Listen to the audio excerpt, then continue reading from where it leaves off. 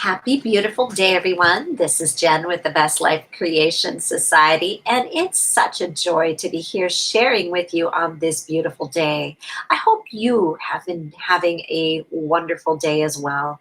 In Best Life, we had the most delightful workshop, beautiful classes. Oh, has been expanded more from Ask and It Is Given today, and we had leadership training, and we still have leveraging yet to come. Oh, so much fun.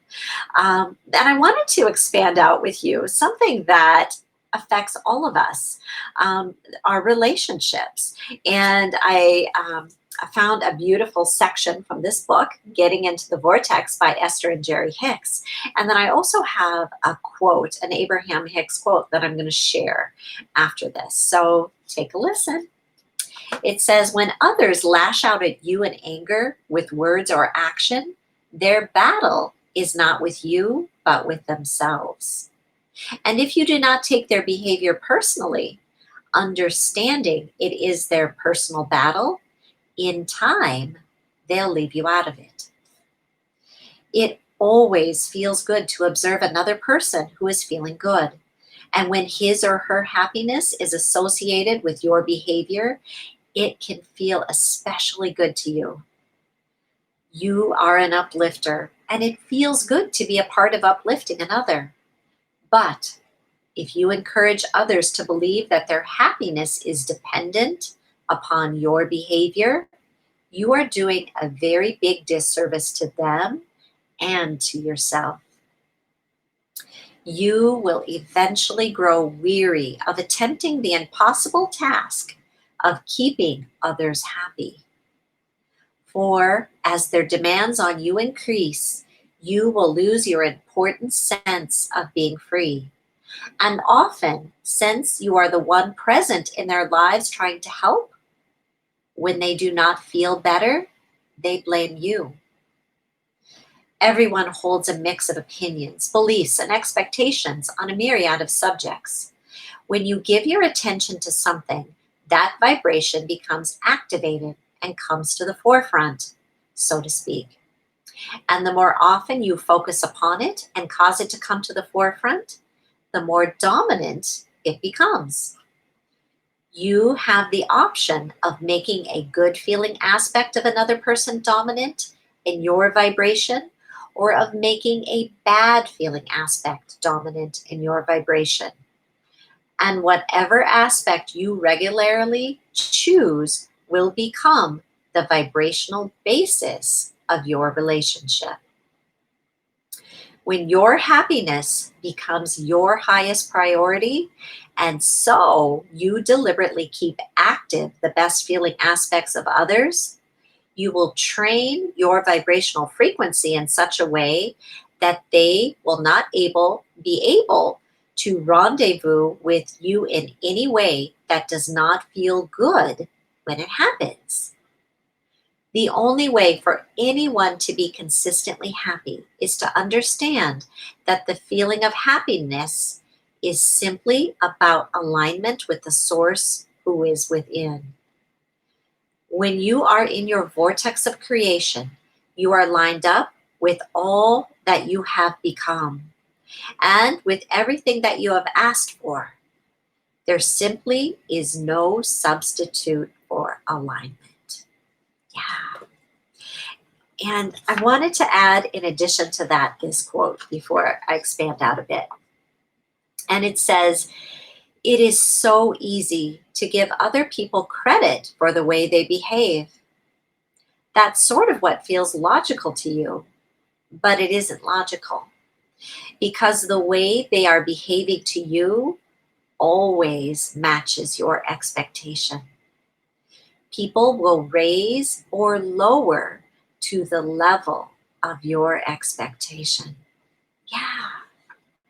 And this is so true. This is a vibrational universe. And what you focus upon matters. What you focus upon is becoming more.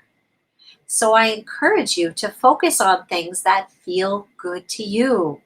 Grow with the things that feel good to you. And when it comes to other people, in our lives, find the aspects in others that you appreciate and grow those aspects.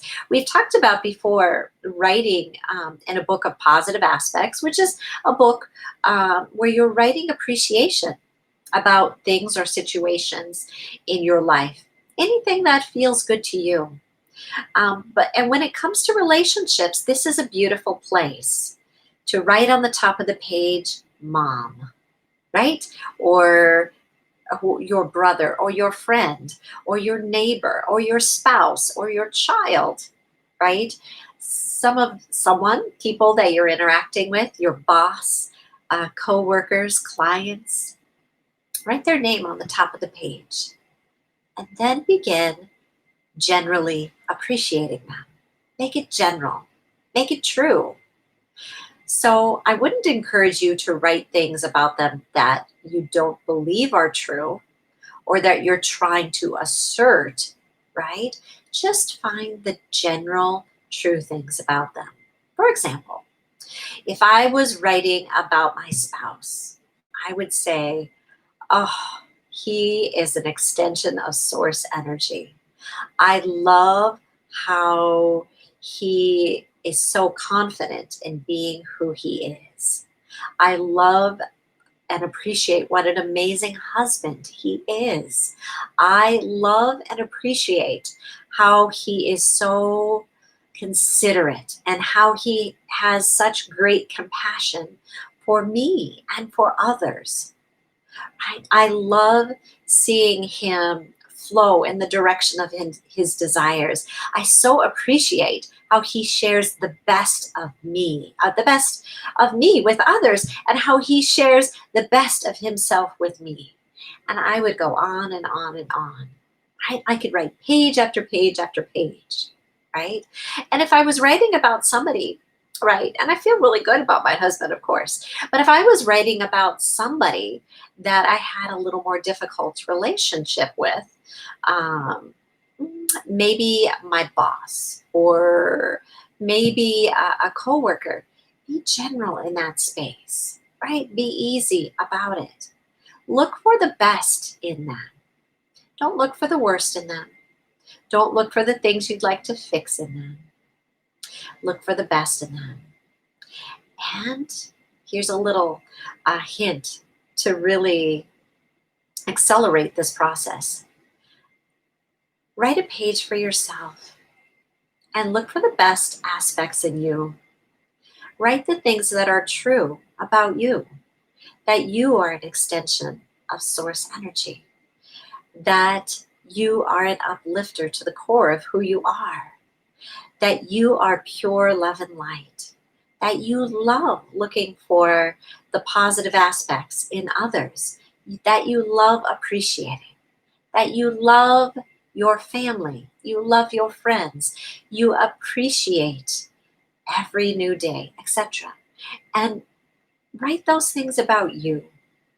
Yeah, because at the core of everything is your relationship with who you really are and that extension of source energy that you are. And source, God, right? It's all connected, it's all collected. And when you can enhance that relationship, it makes everything else so much easier. So begin where you're at. Begin by being kind to yourself. Begin by looking for the positive aspects in yourself and in others. And watch how things in your life begin to improve, how you begin to smile at yourself more, and how relationships that maybe were previously a little more resistant now are much more enjoyable. Yeah, it's such a fun, beautiful process to do. It's the process of living, and it's eternal, it's ongoing. So enjoy it, have fun with it. Begin where you're at. You're in the perfect place, and your becoming, oh, is so magnificent. Yes, thank you for being you. Thank you for shining so very bright.